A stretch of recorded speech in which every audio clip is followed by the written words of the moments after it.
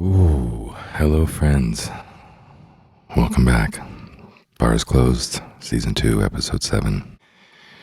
It's been a while and it's taken quite a bit of courage to get back in front of this microphone, share more of the musings and ramblings of a lifelong heavy drinker and most certainly a madman. In the previous episodes, I was able to kind of unravel much of it in a manic way, trying to uncover and explore the depths of my heart and where my grief and sorrow come from, and why that has ultimately led me to be a man who's lived a life with addiction of all things, really.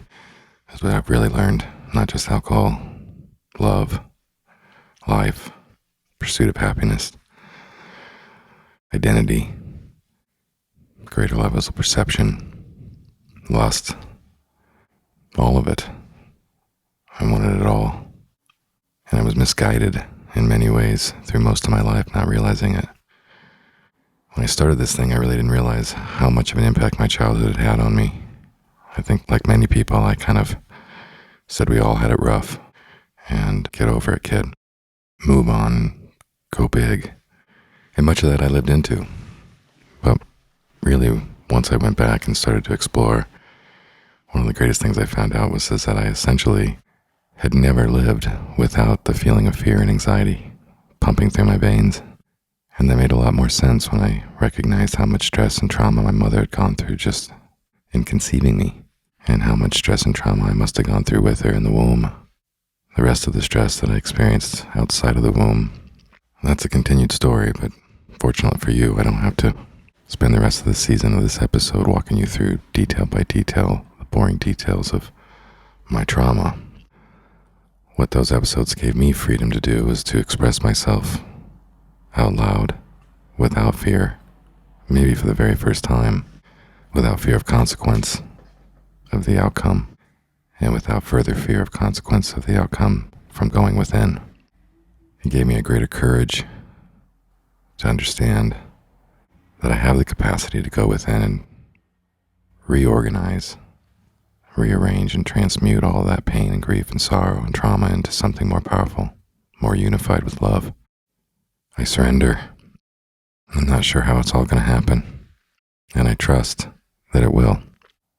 It didn't give me any joy, and really didn't give me any relief or pleasure in revealing some of the shortcomings of the different people who participated in my childhood abuse and into the abuse of the family members and the people who were around us who participated. They went through their own traumas, as we all know.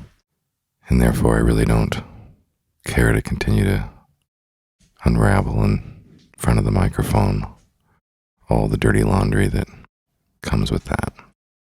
What I have now is a sense of duty to myself and to the people I love to continue to explore myself and explore my vices and explore the things that bring me joy and explore the things that make me suffer, and to take ownership of those and accountability for my part in them. So I'm going to switch it up. I'm going to find new ways to make this season more meaningful to myself first and foremost, and then to ultimately anybody else who might gain any value from it.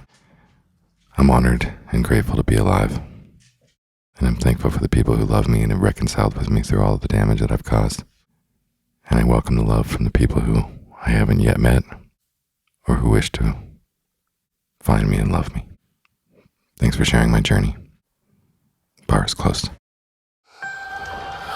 Liquor